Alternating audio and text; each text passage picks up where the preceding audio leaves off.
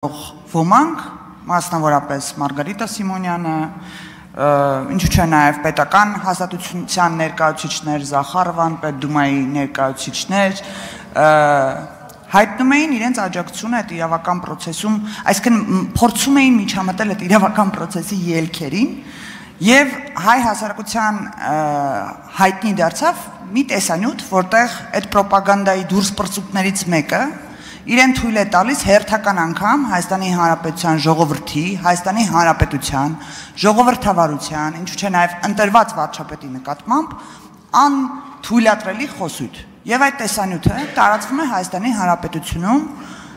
շատ լրատվամիջոցների կողմից, ինչու՞ չէ նաև հեռուստատեսությամբ։ Ես գիտեմ, որ հանրային մուլտիպլեքսում այդ հաղորդումը չի հեռարձակվում, բայց ինձ թվում է, որ կաբելային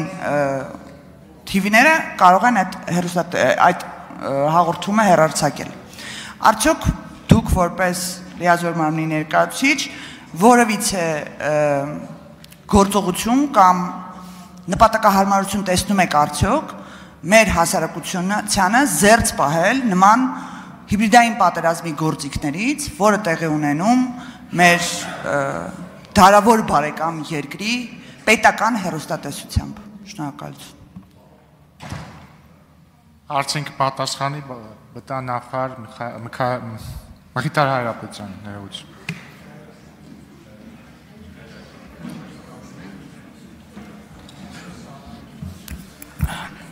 Հարգելի Տիկին Մինասյան, շնորհակալ եմ հարցի համար։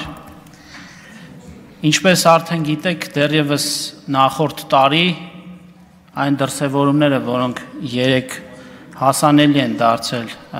համացանցային տիրույթում, դեռ նախորդ տարի 2 տարբեր դրվագներով եւս դրսևորվել են եւ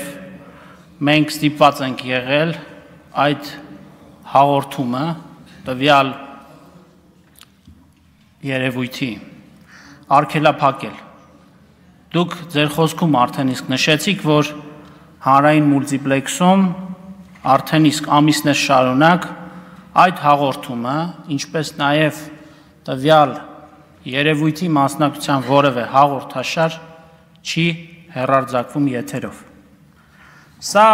հեռուստա հաղորդումների առաջին շերտն է հանրային մուլտիպլեքսը։ Սակայն մենք ունենք եւս 2 շերտ։ Երկրորդ շերտը IPTV OTT կամ ցանցային օպերատորներն են, որոնք հաճախ մեր խոսույթում մենք ասում ենք մալուխային հեռուստատեսություն։ Այստեղ մենք արդեն իսկ վերջնականացրել ենք եւ կարծում եմ հաջորդ նստաշրջանում ազգային ժողովում կքննարկվեն տեսալսողական մեդիայի մասին օրենքում փոփոխությունների նոր փաթեթը, որը պարտադիր կդարձնի նաեւ հեռուստաբովանդակության նկատմամբ մեր ակնկալիքները եւ պահանջները նաեւ երկրորդ շերտում գործունեություն ծավալող տնտեսվարողների համար, այսինքն IPTV, OTT կամ ցանցային օպերատորներով հեռարձակվող հեռուստաալիքների համար։ Եվ կա երրորդ շերտ, դա համացանցն է, այն ինչ երեկվանից այսօր տարածվում է տարբեր սոցհարթակներում օգտատերերի կողմից, որոնք նաև առանձին դեպքերում յուրօրինակ ցնծությամբ եւ էյֆորիայով տարածվում են արդեն հայաստանյան ԶԼՄ-ների կողմից, վերաբերում է այն հաղորդմանը, որը հասանելի է եղել ռուսաստանյան լսարանի համար։ Այսինքն ռուսաստանաբնակ մեր երևի տասնյակ հայրենակիցներ մեծ ոգևորությամբ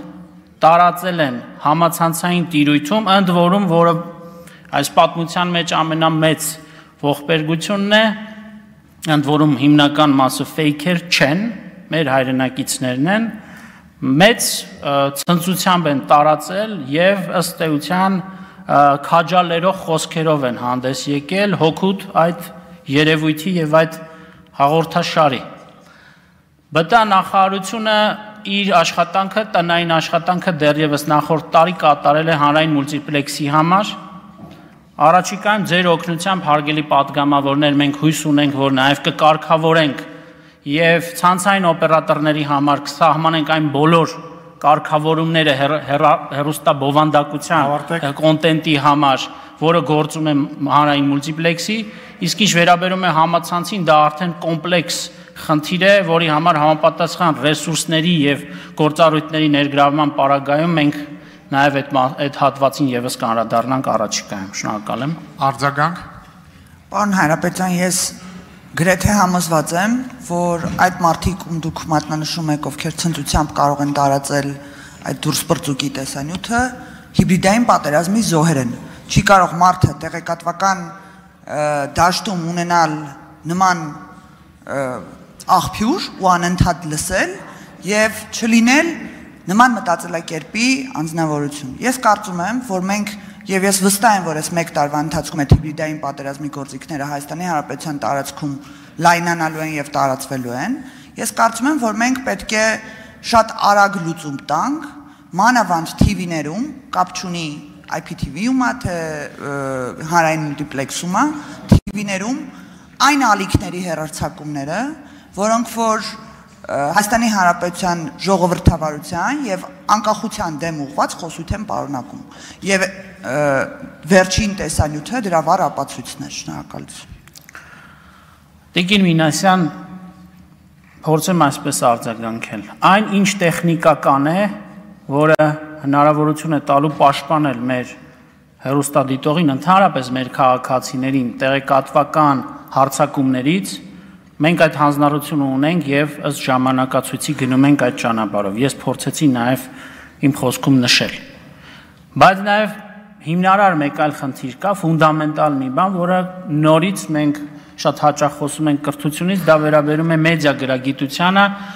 այստեղ թե կառավարությունը, թե ազգային ժողովը մեծ անելիքներ ունեն, որովհետեւ մեդիա գրագիտությունն է նաեւ հանրության շրջանում գրագիտության բարձրացումը, որ կիբեր հարցակումների, տարատեսակ տեղեկատվական հարցակումներից կպաշտպանի մեր քաղաքացիներին, այստեղ մենք դեռևս շատ եւ շատ անելիքներ ունենք եւ այստեղ նաեւ հույս ունեմ, որ կիբերանվտանգության մասին օրենքը, որ առաջիկայում քննարկվելու է ազգային ժողովում, նաեւ հասցեագրելու է մի շարք հարցերի լուծում։ Այսինքն այս առումով մենք երկու տիպի խնդիր ունենք։ Առաջինը տեխնիկական, արգելափակել բոլոր խողովակները եւ հոսքերը, որոնք հնարավոր է տեխնիկական միջոցներով, որոնք որպես այդպիսին տեղեկատվական պատերազմի, հիբրիդային պատերազմի դրսևորում են մեր քաղաքացիների նկատմամբ եւ մյուս կողմից համապատասխան ռեսուրսներ կենտրոնացնել հանրության շրջանում կիբեր հիգիենայի ապահովման եւ մեդիա գրագիտության աստիճանի բարձրացման։ Շնորհակալ